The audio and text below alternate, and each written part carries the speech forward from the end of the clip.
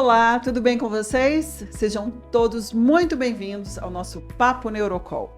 Eu me chamo Lara Brito e estou aqui para trazer um tema que eu tenho certeza que de 100 brasileiros, eu vou chutar aí, tá, gente? Isso é da minha cabeça, mas 99 reclamam, sabe de quê? De dor na coluna. É a coluna dos brasileiros, acho que do mundo inteiro, né? Tá bem judiada. E eu trouxe aí o Dr. Alessandro Cardoso, do Grupo Neurocol, para falar um pouquinho pra gente sobre essas questões da coluna, sobre essas dores, sobre cirurgia, para ele poder esclarecer aí esse mundo que atormenta a vida de todos nós. Tudo bem, doutor Alessandro? Olá, tudo bem? Como é que você está? Tudo ótimo. Pois é, falar de coluna, que é a sua especialidade, para você é muito fácil. Hoje vamos falar das doenças. Vamos, doutor, eu queria saber o seguinte, por que tanta gente tem dor na coluna? O que acontece? Todo mundo reclama de dor na coluna? Tem os que já tem e os que vão ter, né? Mas todo mundo, Mas né, todo vai mundo. reclamar. Eu até costumo falar isso, quem já passou por mim já ouviu. Em média, 80% da população tem dores na coluna. E é uma coisa inerente ao ser humano, não é privilégio de alguns. Só perde para dor de cabeça na procura por atendimento médico. Não é culpa de ninguém, mas geralmente está associado a fator genético. Tá? Alguns pacientes têm predisposição por alterações de colágeno, cartilagem, curvatura, história familiar, uma série de coisas. Idade.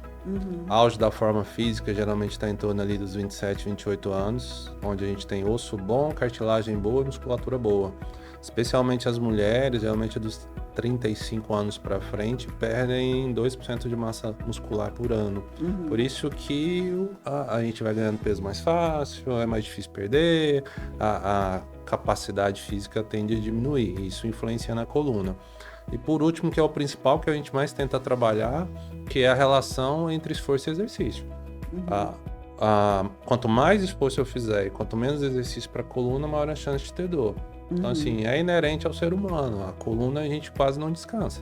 Estou sentado, não descansa. Estou forçando a coluna, né? Abaixo, dirijo, movimento. Então, é inerente ao nosso dia a dia. Então, não tem escapatória.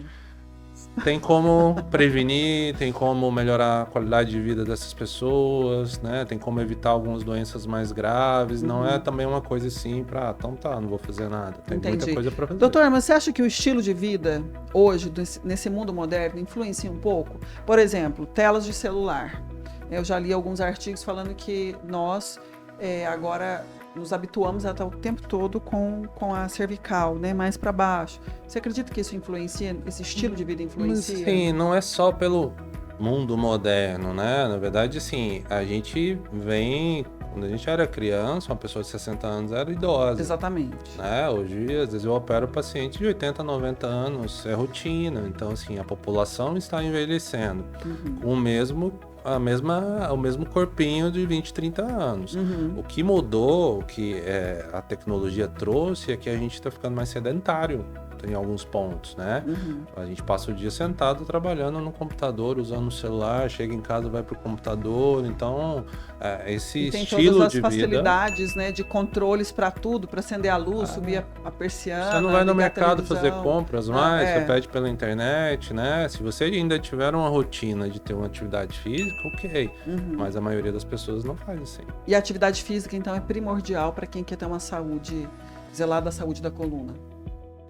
A saúde das articulações. Das articulações. Né? Osso vai envelhecer, cartilagem a gente vai perder, porque todo mundo vai ficar mais velho. Se você não melhorar a tua condição muscular, esse desgaste vai ser bem mais acelerado e aí é onde vem as dores e as doenças. Então tem como prevenir através da atividade física. E uma boa alimentação, você acha que ajuda nessa questão da preservação dos ossos e da cartilagem? Claro que ajuda, né? Até porque exercício físico sem uma alimentação adequada, o resultado é ruim. Né? Eles falam que quando eu faço exercício e alimento mal, eu não vou ter 50% do resultado, eu vou ter 20% do resultado que eu poderia ter alimentando bem. Então, para ganhar músculo, eu preciso de alimentação adequada, eu preciso evitar fumar, Tem trabalho que mostra que glicemia alta como diabetes influencia no desgaste da coluna. Então tem muita coisa aí por trás. Doutor, e quais são as doenças as doenças da coluna que precisam de cirurgia? Como eu já falei antes, Lara, é excepcional, né? A maioria das doenças não precisa. Então não fujam do médico, do cirurgião de coluna com medo de ser operado. A maioria das doenças não precisa. Via de regra, as mais comuns, que são as doenças degenerativas, que são as hérnias de disco, por exemplo, os casos que vão para a cirurgia normalmente são os pacientes que têm perda de função neurológica. O que é isso? Se você tem dor na coluna, você provavelmente precisa de melhora de hábitos, tá? Mas se você tem perda de força, dor no ciático, que é o mais comum, dormência no braço, você pode ter uma compressão neurológica na coluna, por hérnia, por artrose, por desvio, e esse é o paciente que normalmente precisa da cirurgia. E via de regra, quando são feitas as cirurgias na coluna, eu não faço nem ideia, né? Dependendo da doença, faz o que? Abre a coluna inteira? Abre só aquele pedacinho? É por vídeo? Às vezes abre. Fala um pouquinho pra gente, assim, o mais comum, o que acontece no consultório? Vamos lá, falando de hérnia de disco, que é o mais comum, tá? Às vezes a gente quer fazer uma cirurgia menos invasiva, mas cada paciente merece uma cirurgia, ele precisa de uma cirurgia. São né? casos específicos, São não casos existe específicos, regra. tá? O que a gente quer é fazer uma cirurgia só que resolva boa parte daquela doença para você ter um retorno às atividades normais com qualidade. Eu tenho desde cirurgias pouco invasivas, como infiltração, uma retirada de hérnia por vídeo, uso de microscópio, até cirurgias grandes, a gente coloca vários parafusos na coluna, tem que fixar, tem que corrigir alguma deformidade. Então depende da idade, depende da doença, depende do caso. Tá? Então não tem como a gente falar assim, não, cirurgia de coluna é assim. Depende do que o paciente vai chegar lá no seu consultório. Depende do que o paciente precisa. O que dá pra gente falar é que a tecnologia ajudou muito, as cirurgias são muito melhores do que há muitos anos atrás. Há 20, 25 anos a gente não tinha nem ressonância direito, tá? Então hoje o diagnóstico é mais precoce, as técnicas são melhores, a anestesia é mais segura. Faço uma cirurgia grande no paciente de 70, 80 anos de manhã, à tarde ele está andando, à noite, se quiser, vai para casa. Tá? Então isso era inimaginável alguns anos atrás. Doutor, e nesses anos todos aí, né, de cirurgias, nesses 15 anos, né, que você falou, o que você achou que mudou na medicina? Foi mais a questão de protocolos ou realmente as cirurgias, elas evoluíram bastante? O acesso à tecnologia, principalmente. Tá? Quando eu fiz especialização, um trabalho científico demorava 3 meses para ser publicado, para vir a notícia lá da Alemanha que o material novo estava sendo usado. Hoje não tem isso. Tá? A gente tem acesso amanhã. Tá? Então a velocidade que as coisas estão acontecendo é muito maior. O treinamento é melhor, a qualidade do material é melhor, das medicações, das cirurgias e tudo. Então, a capacidade da gente corrigir algumas doenças disparou. Então, o resultado... Com essa tecnologia que veio. Todo mundo ouvia falar que quem tinha uma hérnia de disco não podia trabalhar, não podia carregar peso, não podia fazer isso, aquilo. Então, é como eu falei, o cara opera hoje mesmo está andando, 15 a 30 dias volta a atividades mais leves, 3, 4 meses academia, 6 a 12 meses jogando bola, correndo, tendo a mesma vida. Tá? Tanto que essa é uma coisa que a gente sempre reforça para os pacientes. Se você foi no seu cirurgião, no seu médico, doutor, estou bem, acho que não vai precisar operar, mas você está usando remédio, você não está fazendo esforço nenhum, está afastado do trabalho, está tendo problema familiar, com o marido, com tudo, tem que operar, então. Sua vida não tá legal. É melhor operar pra gente tentar te devolver essa qualidade de vida. E a maior resistência, doutor, que você vê nos consultórios é o medo de quê? O que o paciente tem medo? Que ele fala, não precisa operar. Qual que é o medo e o mito, assim, né? Que acontece, que eu imagino que tem muitos. Medo de operar todo mundo tem, né? De qualquer coisa, mas o estigma da coluna é o medo de perder movimento. E até que ponto isso é real? Isso eu não posso falar por 100% das vezes, mas é quase que uma falácia, digamos assim. Porque antigamente o diagnóstico era mais difícil. Então, às vezes o paciente chegava pra gente no pronto-socorro, na emergência, ele estava sem andar, por conta de uma hérnia e tal. Lesão neurológica, ela não recupera. Se você perder a função do nervo, a chance de recuperar é pequena. Então, se você chegou sem andar, você vai ser operado, vai recuperar um pouco, mas provavelmente não volta ao normal. Mesmo? Tá? Então, assim, não é que a cirurgia me deixou sem andar, eu já estava sem andar. E a gente não conseguiu ter um resultado. Então, o que mudou? Hoje a gente é muito mais agressivo no tratamento. Se você tem uma hérnia, uma doença que está te fazendo perder o movimento, aí sim tem protocolo de tempo, tá? Tempo, alguns dias, semanas, não tive resultado, opera logo, para evitar que você perda a função. Então, essa, de novo, é uma coisa que eu sempre reforço com os pacientes. Que medo que você tem? Eu tenho medo de perder o movimento da perna. Vem cá, a ressonância mostra que você tem uma compressão, você está perdendo o movimento. Sim, então... E a gente vai resolver assim, assim, assim. Você concorda? Olhando por esse lado, concordo. Já estou perdendo o movimento, então a partir daí a gente só vai melhorar. E se não operar, pode ficar pior ainda. Se já está perdendo o movimento, pode ficar pior ainda. Tenho medo? Procura uma segunda opinião. Tá? Eu até estou tentando fazer um trabalho com relação a isso, né? De até ofertar para os pacientes uma segunda opinião. Se você for em outro cirurgião, vem até nós, vai em outra equipe, procura uma segunda avaliação, vê se você concorda mesmo, se é aquilo, se o cirurgião te explicou o que vai fazer, procura alguém capacitado, com experiência, tá? Isso aqui não é para mim, para você, é para qualquer pessoa. Né? A gente vai comprar um carro, quer escolher o melhor carro na melhor loja, com a melhor assistência técnica, e as pessoas não têm a capacidade de olhar no site do CREMEGO, que é o CRM de Goiás, se o médico realmente é especialista. No que ele você tá falando tem registro, né? Você vai operar com alguém que você nunca viu, que não sabe se é especialista, que alguém indicou. Então tem que ter medo mesmo, mas tem que olhar isso com mais sabedoria.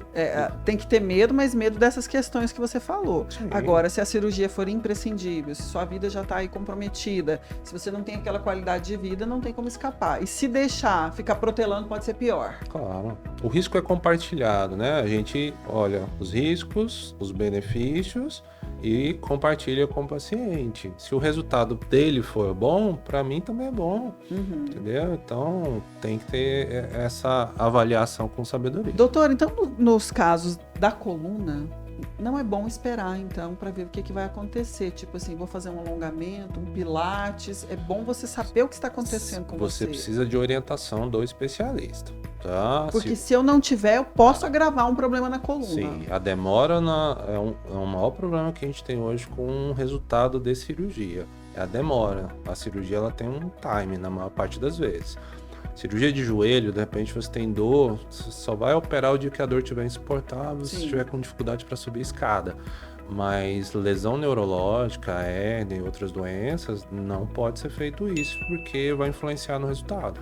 Vai operar, vai melhorar da dor, mas se você perder o movimento do pé ou está com fraqueza no braço, provavelmente não vai recuperar mais. Não vai. Passou da hora. Mesmo, eu tinha ideia de que se você estava assim nesse estágio, quando você fizesse a cirurgia, ela resolveria isso. Então, quando existe esse dano neurológico, é muito difícil recuperar. Muito difícil, porque existe um time de resposta, né? Então, interessante. Isso foi algo muito interessante que você trouxe para nós aqui.